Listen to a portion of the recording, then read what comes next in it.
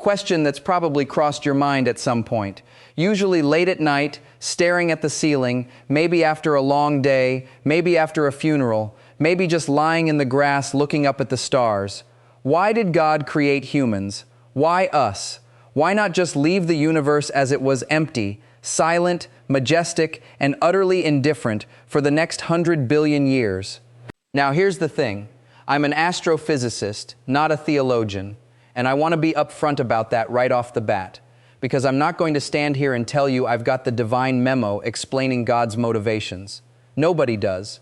That's not a knock on faith. That's just an honest acknowledgement of what science can and can't tell you. But here's what I can do. I can take you on the single greatest, most jaw-dropping journey we know of the actual physical story of how a universe with no life in it at all became a universe that on at least one small blue rock started asking why it exists in the first place. And whether you walk away from that story crediting God, crediting physics, or crediting some beautiful partnership between the two, I promise you this. By the end, the sheer improbability of you sitting here right now capable of even forming this question is going to hit you a lot harder than it did 5 minutes ago. So, let's dig in. Here's the first thing I want you to sit with. And it's going to sound like a detour, but trust me on this one. It's the whole foundation of everything we're building today. About 13.8 billion years ago, the entire universe, all the space, all the time, everything that would ever become, every star, every planet, every human being who ever lived was compressed into a point smaller than anything you could picture. Not small like a marble, not small like an atom, smaller than that, a point with essentially no size at all, containing somehow the seed of everything, and then bang, not an explosion happening in space like a firework going off in the sky. The Big Bang was space itself expanding, stretching, unfurling from that infinite decimal point outward in every direction at once, dragging along with it the raw ingredients of everything that would ever exist. Now, here's the challenging pill right up front, because I don't want to ease you into it. For the first several 100,000 years, the universe couldn't make a single atom. It was too hot, too violent, too chaotic. Just a blistering soup of particles smashing into each other before they could ever settle down and bond. No stars, no planets, no chemistry, nothing you would recognize as stuff. Just raw, undifferentiated energy and the barest beginnings of matter hurtling apart in the dark. Let me put this in perspective for you, because it helps to shrink this timeline down to something you can actually hold in your head. Imagine compressing the entire 13.8 billion year history of the universe into a single calendar year. January 1st is the Big Bang, and right now tonight is December 31st, the final tick of midnight. On that scale, the Milky Way galaxy doesn't even start forming until around March. Our sun and Earth don't show up until early September. The first simple life on Earth, bacteria, crawls into existence around late September. Dinosaurs don't show up until December 24th, and they're wiped out by that asteroid on December 30th. And modern humans, Homo sapiens, you, me, everybody who's ever built a cathedral or written a scripture or asked, "Why am I here?" we show up in the last 10 seconds before midnight on December 31st. 10 seconds out of an entire year. That's how late to the party we are. Now stack that on top of what we just said about the universe being unable to make a single atom for its first several 100,000 years, and you start to see the real question underneath tonight's topic. It's not just why did God create humans? It's why did the universe spend 13.79 billion years, the overwhelming majority of its entire existence, apparently getting ready before humans ever showed up in the last 10 seconds? That's the real mystery. And I promise you, it gets stranger the deeper you go. So here's where the story picks up. And here's where you get the first genuinely mind-blowing fact of the day. Every single atom in your body, heavier than hydrogen, the calcium in your bones, the iron in your blood, the oxygen you're breathing right now, the carbon that forms the backbone of every molecule in every cell in your entire body, every bit of that was forged inside the nuclear furnace of a star that died before our sun was even born. I mean, sit with that for a second. You are not simply living in the universe, you are made of the universe's own leftover material, material that was cooked under crushing gravitational pressure inside the core of some star billions of years ago. A star that eventually ran out of fuel and in its final act either puffed off its outer layers gently into space or detonated as a supernova violent enough to briefly outshine its entire host galaxy, scattering those newly forged atoms across the cosmos like seeds on the wind. Those atoms drifted for possibly billions of years, eventually gathering together with other drifting debris, other atoms from other dead stars, coalescing under gravity into a swirling disk that would become our solar system, the sun at the center. And around it, planets, including a small rocky one, at just the right distance to keep water liquid on its surface. Here's the phrase I use for this, and I use it because I genuinely believe it deserves to be treated with reverence, not just repeated as a slogan. We are made of star stuff. Not poetically, not metaphorically, literally, biochemically, atom for atom, star stuff. Every carbon atom in your DNA has at some point been inside the core of a star that no longer exists. Now here's where the theological question and the scientific story actually start rubbing shoulders whether you like it or not. Because if you're someone who believes God created humans intentionally, deliberately, for some purpose, you now have to reckon with the fact that the mechanism God apparently chose involved 13.8 billion years of cosmic evolution, multiple generations of stars living and dying in sequence before the raw materials for a human body even existed anywhere in the universe. That's not a quick 6-day assembly of a finished product. That's an almost incomprehensibly patient, roundabout, multi-billion-year manufacturing process run entirely through the physics of stellar nucleosynthesis, gravity, chemistry, and eventually biology. And if you're someone who doesn't believe in a deliberate creator at all, you've still got to reckon with something almost as staggering: the sheer jaw-dropping improbability that out of all the ways 13.8 billion years of undirected physical processes could have unfolded, they unfolded in a way that eventually produced beings capable of building telescopes, writing symphonies, and asking out loud why any of this exists in the first place. Either way, and this is the point I really want to land, you're staring at the same staggering fact. The universe spent nearly its entire existence, the equivalent of 364 days and 23 hours and 59 minutes and 50 seconds out of that cosmic calendar year, apparently building up layer by layer, generation of stars by generation of stars, toward the possibility of something like you. Now, let's talk about the odds here, because I promised you an experiment in extreme scale, and this is a doozy.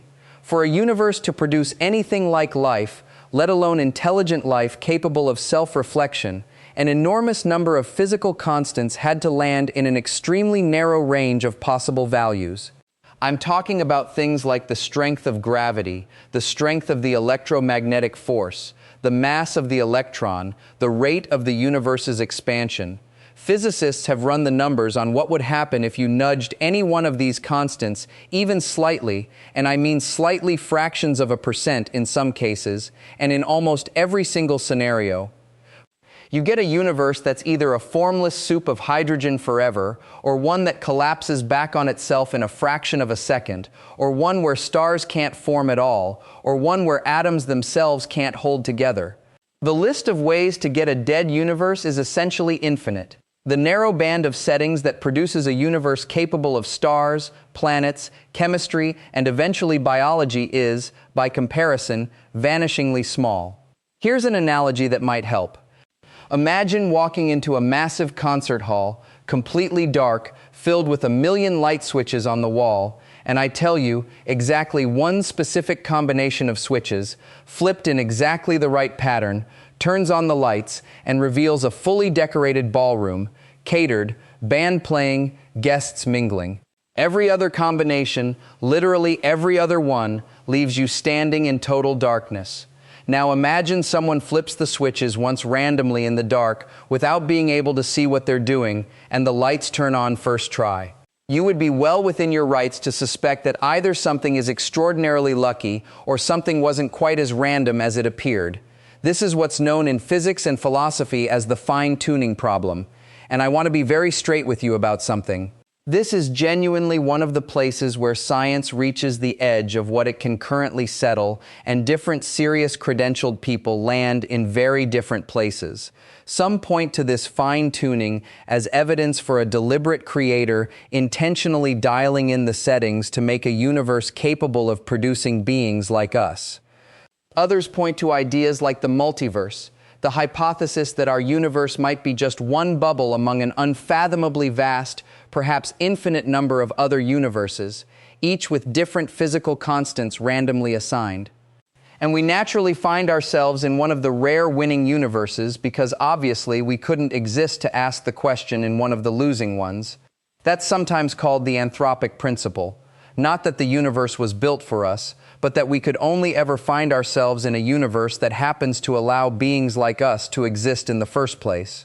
However rare that kind of universe turns out to be among all the possibilities, I'm not here to tell you which of those explanations is correct, because honestly, nobody currently has definitive proof settling that question one way or the other. What I will tell you, as an astrophysicist standing squarely on solid, well-tested ground, is this. The physical constants of our universe really are astonishingly precisely suited to producing stars, chemistry, and life. That part isn't controversial. That part is measured. What you make of that fact, divine intention, cosmic lottery, or something we simply don't have the tools to determine yet. That's a question that sits right at the boundary between physics and philosophy, and reasonable, well-informed people land on different sides of it. Now here's the deal. I promised you history, and I don't want to just talk about physics. I want to talk about how humans across every culture, every era, have grappled with this exact question. Because it turns out we've been asking some version of why do we exist for as long as we've had language to ask it with. Nearly every human culture that has ever existed independently developed some kind of creation story, a narrative explaining how humans came to exist. And often why, in ancient Mesopotamia, gods created humans out of clay mixed with divine blood, specifically to serve as laborers to till the fields and tend the temples on the gods' behalf, freeing the gods themselves from that toil. In the Hebrew Bible, in the book of Genesis, God forms the first human from the dust of the ground and breathes life into him. And later traditions within Judaism and Christianity would build entire theological frameworks around the idea that humans were created in the image of God, given dominion over the earth, created for relationship, for companionship, for the capacity to love and be loved by a creator. In the Quran, within the Islamic tradition, humans are described as being created to serve as Khalifa stewards or trustees placed on earth to act with responsibility and moral accountability, tasked with worship and with caring for creation. In Hindu cosmology, existence unfolds across vast repeating cycles of creation and dissolution, with the created order, including humanity, bound up in cycles of dharma, duty, and the pursuit of liberation from the wheel of rebirth. And in Buddhism, notably, there often isn't a creator god at all, in the sense Western monotheistic traditions describe the tradition, instead focuses less on why we were created and more on the nature of suffering, the causes of that suffering, and the path toward liberation from it, regardless of how existence itself originally came to be. Now here's the thing I find genuinely beautiful about laying all of that side by side across wildly different continents, wildly different eras, with essentially zero contact between many of these traditions in their earliest forms. Human beings kept independently arriving at the same underlying intuition that our existence isn't neutral, that it carries some kind of weight, some kind of purpose or responsibility, whether that's serving the gods, reflecting a creator's image, exercising stewardship, fulfilling dharma, or working toward liberation. That's not nothing. That's a remarkably consistent thread running through the entire tapestry of human civilization, and I think it deserves genuine respect regardless of what conclusions any individual person ultimately draws from it. Now, here's where the story shifts gears, because starting a few centuries ago, a new set of tools showed up, the tools of empirical science. And they started answering a slightly different but related question, not why in the sense of ultimate purpose, but how in the sense of physical mechanism. And the how story turned out to be even stranger in its own way than most of the ancient creation narratives. In 1859, Charles Darwin published On the Origin of Species, laying out the theory of evolution by natural selection, the idea that all life on Earth, including humans, descended over immense stretches of time from common ancestors, shaped not by a single deliberate act, but by an ongoing process. Small variations arising randomly in each generation and the environment itself acting as a filter favoring whichever variations happen to improve an organism's chances of surviving and reproducing.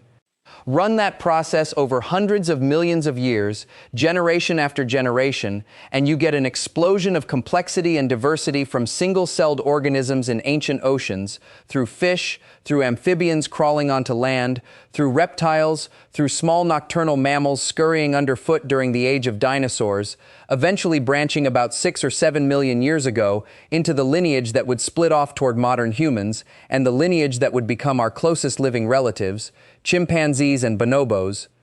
I want to be very careful and precise here because this is exactly the kind of topic that gets flattened into oversimplified talking points on both sides. Evolution by natural selection is about as well established as any theory in all of science. It's not just a theory in the casual sense of just a guess. It's supported by an enormous converging mountain of evidence. The fossil record, comparative anatomy, direct observation of evolution happening in real time in bacteria and viruses, and especially in recent decades, the genetic record itself written directly into our DNA, which carries the literal molecular fingerprints of our shared ancestry with every other living thing on this planet. At the same time, I want to be equally precise about something else. Evolution as a scientific theory describes mechanism, the how of biological change over time. It doesn't by design make claims about ultimate purpose or meaning, because that's simply not the kind of question the scientific method is built to answer. Science is exceptional at describing what happens and how it happens, testable, falsifiable, repeatable. It's not equipped by its own methodology to tell you why, in some ultimate cosmic sense, any of it is happening at all, or whether there's an intention behind it. That question sits in a different domain entirely, the domain of philosophy, of theology, of personal meaning-making. And I think one of the most important things I can tell you as a scientist is that acknowledging science's limits here isn't a weakness of science, it's intellectual honesty about what different tools are actually built to do. There's a phrase for this that I find genuinely useful, coined by the paleontologist and science writer Stephen Jay Gould. He called it non-overlapping magisteria, the idea that science and religion properly understood are addressing different domains of human inquiry. Science addressing the empirical structure of the natural world, and religion addressing questions of ultimate meaning, morality, and purpose. Not everybody agrees with Gould's framing. Plenty of thoughtful people, both religious and secular, think the boundary is messier than that. That science and questions of meaning inevitably bump into each other. But I bring it up because I think it captures something important. You can hold the full, rigorously tested scientific story of cosmic and biological evolution in one hand, and a framework of ultimate purpose or divine intention in the other, without those two hands necessarily having to be in a fist fight. Now, here's where I want to bring in an everyday analogy, because I think it helps clarify exactly where this tension does and doesn't actually exist. Imagine you're eating a slice of your favorite pizza, and I ask you, why does this pizza exist? You could answer that question completely correctly in at least two totally different ways. You could describe the mechanism: flour mixed with water and yeast, kneaded into dough, topped with tomato sauce and cheese, baked at 500 degrees until the crust crisps and the cheese melts, following the physical and chemical processes of gluten formation and yeast fermentation and Maillard browning. That's a complete, accurate, mechanistic answer. Or you could describe the purpose this pizza exists because your local pizzeria owner wanted to build a business because you called in an order, because you were hungry and craving something specific tonight, because somebody at some point loves you enough to be bringing this pizza over to share with you for dinner. Neither answer contradicts the other. The mechanistic story of yeast and heat doesn't erase the purposeful story of hunger and love and an entrepreneur's dream of running a pizzeria. They're operating at completely different levels of explanation, both true simultaneously. Now, obviously, the universe is a wildly more complicated pizza. I recognize that comparison is doing a lot of work here, and I'm not claiming it resolves the fine-tuning debate or settles the God question once and for all, but I think it illustrates something worth holding on to. The fact that science can give you an increasingly complete mechanistic account of how stars formed, how the elements of your body were forged, how life evolved through natural selection across billions of years. That account, no matter how complete it gets, doesn't automatically answer or automatically eliminate the separate question of purpose. Those are different kinds of questions, and conflating them is where I think a lot of the loudest arguments on this topic go sideways on both sides of the debate. So, let's push this even further, because there's one more piece of the puzzle I want to bring in, and it's maybe the most viscerally strange part of this entire story: consciousness itself. Here's the thing that should genuinely unsettle you in the best possible way we can trace, with remarkable scientific detail.